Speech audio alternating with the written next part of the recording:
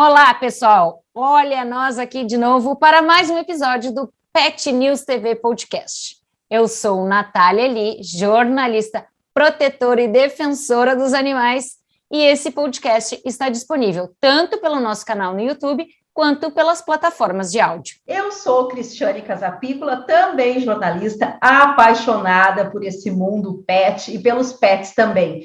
Criadora do Instagram Pet News TV. Aproveita e já segue lá, @petnews.tv. Se não te inscreveu aqui no canal, já te inscreve e nos segue nas plataformas digitais de áudio também. Bem lembrado, Cris. E hoje, né, a gente vai falar de um assunto diferente, que a gente não falou ainda, porque a gente já falou de cachorros, cavalos, e hoje nós vamos falar, então, e trazer dicas para quem está pensando em adotar um gato.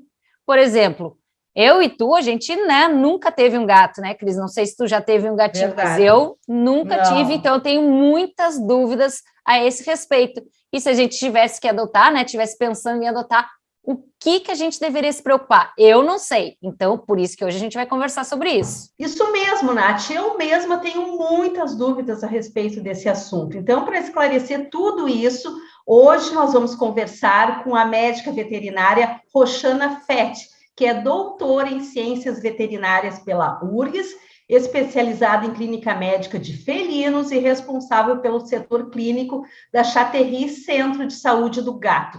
Obrigada, Roxana, por aceitar o nosso convite. Imagina, é um prazer. Olá, pessoal, foi com muita honra que aceitei esse convite para a gente conversar sobre o meu maior amor, que são os bigodinhos. Ai, que bom, doutora, sério, muito obrigada mesmo. E como a gente falou, né, eu tenho, né, um cão adotado, mas as pessoas que estão pensando, né, em adotar, então, adotar um gatinho, como que elas devem se preparar, né? Tem que ter tela, pode dar aquelas famosas fugidinhas para o gatinho passear na rua? Então, primeira coisa que alguém tem que pensar quando quer adotar um gato é saber que a gente vai ter um amigo que pode viver aí de 15 a 20 anos, então tem que se preparar para isso, né? E com certeza tem que preparar a sua casa para receber o gato, tanto em questão de potes, comida, quanto em questão de segurança, e tem que ter lá, tanto casa quanto apartamento. Não dá para deixar o gato dar aquela escapadinha, porque embora ele goste de exercitar as perninhas, na rua tem muitos perigos, então não pode ir para a rua e nem ter contato com gatos que não sejam da mesma casa, tá? Nenhum gato pode ir para a rua, a tela é fundamental, antes de qualquer coisa. Em relação à saúde dele, a gente sabe que é muito importante a castração e o exame de FIV-FeLV também, para garantir uma melhor saúde deles, né? Assim, o ponto de saúde dos gatos é muito importante. A gente sabe que o gato é um animal que esconde muitas doenças. Por quê? Porque na natureza ele é presa, mas ele também é predador, porque ele caça, né? O gato que está em vida livre.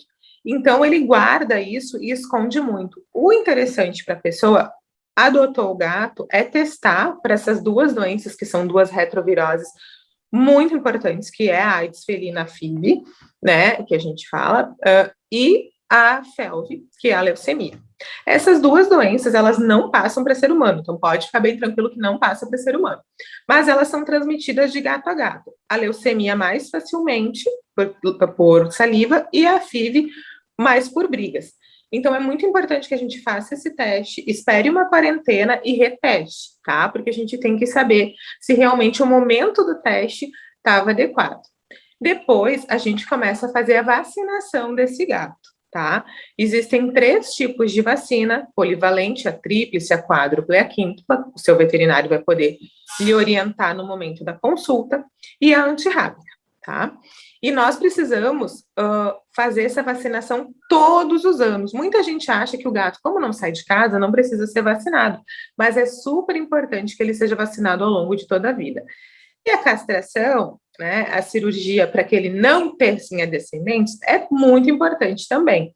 E ela vai ser feita de acordo com a orientação do médico veterinário. Nós recomendamos aqui na clínica que seja feito depois das primeiras doses de vacina no filhote, a partir dos 5 meses, mais ou menos. E com relação, então, à água e comida, né? A gente fala muito, como eu falei, eu tenho cachorro, eu sei aqui, eu deixo o potinho e tal disponível. Mas é verdade, a gente ouve falar que os gatos bebem pouca água e que isso pode dar problema de saúde. Então, como que a gente pode, né, fazer para que ele tome mais água, incentivar que ele tome mais água? E também com relação à comida, é ração, é comida, o que é melhor para os gatos? Bom, os gatos, eles descendem de um parente antigo que vem lá do deserto. Então, lá no deserto, a oferta de água não era muito fácil, né? Então, o gato normalmente tirava a água do alimento, tá? Então, a gente precisa mesmo criar, eu brinco que é criar um ambiente que o gato seja perseguido pela água. Onde ele vai tem água, tem potes diferentes de água, o pote de água e o pote de comida estejam longe. Use fontes, né? Que a água tá corrente, aí ele gosta, porque a maioria das pessoas fala, ai, meu gato adora tomar água na pia. Então, tenha uma fonte para ele. A alimentação, a gente tem as rações que são balanceadas, completas e com todos os aminoácidos. Isso é muito importante. A ração seca e a ração úmida. Eu, particularmente, gosto muito que os gatos comam ração úmida, que são os sachêzinhos, e que, inclusive, tem uma lenda de que são ruins, não são ruim nada, tá? Mas tem gato que se adapta melhor com a seca. O importante é a gente dar uma ração de boa qualidade, né? Que, traduzindo, seria uma super premium, ração úmida, e oferecer isso desde pequeno, porque é o período que ele aprende. Existe, hoje em dia, muita gente fazendo alimentação natural. É importante que a gente não faça isso sozinho em casa, seguindo nenhuma dica de internet, de blog, e sim acompanhado por um médico veterinário nutricionista e que atenda esse paciente presencialmente, tá? Não online também. Cris, só deixa eu complementar, e a quantidade, né? Porque come menos, às vezes, né? Eu me assusto, que eu vou em casa de amigas que tem gato e tá, mas é só isso? É assim mesmo? Como que é? Na verdade, o gato que está na natureza, ele sai para caçar várias vezes e tem sucesso só em algumas. E aí mimetiza isso no pote. Então, se eu tenho aquele pote cheião, o gato vai lá, dá uma comidinha, vai lá e volta, e a gente pode ter desperdício. O ideal é que a gente veja com o nosso veterinário, ou até atrás, o potinho da ração, quanto que ele pesa e quanto que precisa. Vamos fazer uma simulação aqui. Um gato de 4 quilos castrado que precisa comer 50 gramas. Isso é para manutenção do peso dele, para ele não ficar com obesidade, para ele não ficar subnutrido. E dividir essas 50 gramas, se for possível, em pelo menos 4 vezes por dia para ele. Bem interessante essa dica. As pessoas têm muita dúvida em relação a isso. Em relação também ao comportamento. A gente sabe que o gato é bem diferente do cachorro, que o gato é mais independente, né? Então, o comportamento dentro de casa, se é indicado ter brinquedinhos e arranhadores, o que tu nos indica em relação a isso? Bom, muitas pessoas têm até um preconceito com o gato, falando que o gato não interage, que o gato vive na dele, que gosta do ambiente, blá, blá, blá. Isso tudo é de quem não conviveu com gato. Porque quem convive com gato sabe que ele espera a gente na porta quando a gente chega, né? A gente abre a porta, tá lá o gato esperando. Ou ele vem miar e conversar com o tutor, que ele tem um miado para cada tipo de coisa, que o gato super interage com as pessoas e precisa brincar. Todo gato brinca. Ah, mas o meu gato não brinca. Tu não encontrou a brincadeira que ele gosta. Mas uma dica que eu dou é sempre ter arranhadores em casa e arranhadores que o gato consiga se esticar. Não dá para ser aquele postinho baixinho. Isso é uma coisa que ele consiga se esticar. E guardar os brinquedos depois da brincadeira. Por quê? Se o gato vê os brinquedos jogados, ele perde o interesse. Agora, se a gente tem uma caixa de brinquedos e a gente usa os brinquedos com ele, vai ser muito mais fácil. E cuidar muito para brinquedos como fios e novelos, porque a gente pode ter um problema e o gato ingerir e ter que fazer uma cirurgia, tá? Cara, é muito diferente. Eu vou dizer que eu mesma, tá? Eu assumo que eu tinha esse preconceito, porque eu achava que, ai, meu Deus, eu não vou ter um gato nunca, porque eles não são companheiros.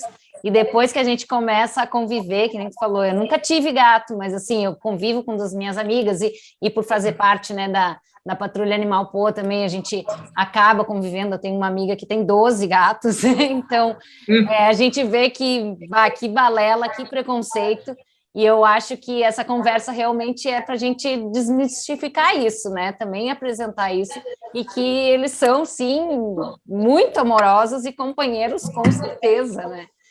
Então, e outra coisa, né, de diferença que a gente vê também é a questão, a gente está falando muito de gato e de cachorro, né, que são os que mais a gente tem em casa, né? Então, assim, uma diferença que a gente vê é que o gato também, vamos dizer que ele é mais limpinho, vamos dizer assim, que eles fazem lá as suas necessidades na caixinha de areia, né, ali. Tem um lugar específico, assim, para botar essa caixinha, limpar, como é que é esse procedimento? E, ao final, se puder deixar uma dica aí, né, uma mensagem, assim, para quem tá pensando em adotar um gato, qual a mensagem que tu deixaria para essa pessoa? Tá. Bom, em relação à caixa de areia, é uma habilidade inata. Se tu for ver um gato bem pequenininho, ele já procura a caixa de areia e já tapa. E isso é uma coisa que eu acho espetacular, porque com o nosso dia a dia, né, a gente não poderia descer com o gato para fazer necessidades, então muitas pessoas acabam tendo gato até pela questão do tempo mesmo, né? E aí acabam se apaixonando, com certeza. A caixa de areia é muito importante, em primeiro lugar, que a gente tenha 2 para um gato. Porque o gato é exigente, ele quer fazer cocô numa e xixi na outra. Ah, mas aí tu vai me dizer, mas o meu gato faz na mesma. Faz. Muitos gatos acostumam a ter só uma caixa, mas para ele, para a saúde dele, o melhor é 2 caixas. Que essas 2 não estejam no mesmo lugar, ou pelo menos opostas se eu tiver um espaço pequeno. Que a caixa de areia seja colocada num lugar que não faça barulho. Então, muita gente coloca na lavanderia, e aí quando o gato está lá se concentrando para fazer cocô, a máquina começa a centrifugar. E aí ele fica assustado. Então, é muito importante que a gente coloque no local silencioso, que seja de fácil acesso, quer dizer, não preciso para ir no banheiro, pular uma escada, não sei o que, descer, que esteja de fácil acesso para ele. Que seja higienizada diariamente e a areia toda, porque às vezes a pessoa coloca assim, 10 centímetros de areia e vai tirando as fezes. Eu sugiro trocar pelo menos 2 vezes aquele conteúdo de areia por semana, higienizar a caixa com detergente, não com cheiro, né, para os gatos sentem muito mais odor que a gente, então os cheiros às vezes não são legais para eles. E, principalmente, testar a textura do sanitário granulado, que é a popular areia, né? E nunca usar areia de construção, porque pode transmitir parasitas para os gatos, tá? Quantas informações importantes, né? E esse recadinho para quem está interessado em adotar um gatinho. Bom, se você nunca teve um gato e está pensando em ter um gato, ou se quer aumentar sua família felina, tem que pensar em primeiro lugar. Eu consigo conviver com um animal que tem as suas particularidades e eu vou prometer respeitar ele como gato e não querer transformar ele em um mini humano? Isso é muito importante. Porque o gato, ele tá para nós como um anjo, eu falo. Mas a gente tem que respeitar ele. Não vai precisar botar roupinha, nem sapatinho, nem dar banho, porque ele se auto-higieniza. Você tem que pensar que tem que ter esses pilares na sua casa. Lugar para ele descansar, lugar para ele se refugiar, lugar para ele urinar e defecar, lugar para ele se alimentar, e que tudo isso esteja em segurança, telado e muito cuidado. Se você consegue responder todos esses questionamentos, parabéns, você pode ser um tutor de gato, que, na verdade, eu falo que a gente vive para o gato, né? Que o gato põe um chip na gente e a gente acaba se apaixonando por ele, com certeza. Gostei muito de conversar com vocês, acho que vai ajudar bastante gente que ainda tem alguma dúvida, e fico muito feliz de poder falar da minha paixão, que são os gatos. Ai, Roxana, muito obrigada. Foi muito bacana o nosso bate-papo. Eu mesma estou apaixonada. Depois de conversar contigo, eu quero um gatinho. Eu ia dizer a mesma coisa, só que eu não posso, porque o meu cachorro ainda não, né, não se dá muito bem, assim, nem com outros cachorros, nem com gato. Então, quem sabe depois que o meu Kiko aí, que eu espero que viva muito ainda, quem sabe eu não mude um pouco essa ideia, né? Já passe para o gatinho. Bah, realmente foi muito legal essa conversa. Eu tirei um monte de dúvida ainda. Mas, se você ainda tem alguma questão aí, alguma dúvida, ou quiser saber mais sobre algum ponto específico sobre esse assunto, pode escrever aqui mesmo, nos comentários do YouTube. Ah, e se não está inscrito ainda, já aproveita, te inscreve no canal e ativa o sininho aí para saber quando tem episódio novo.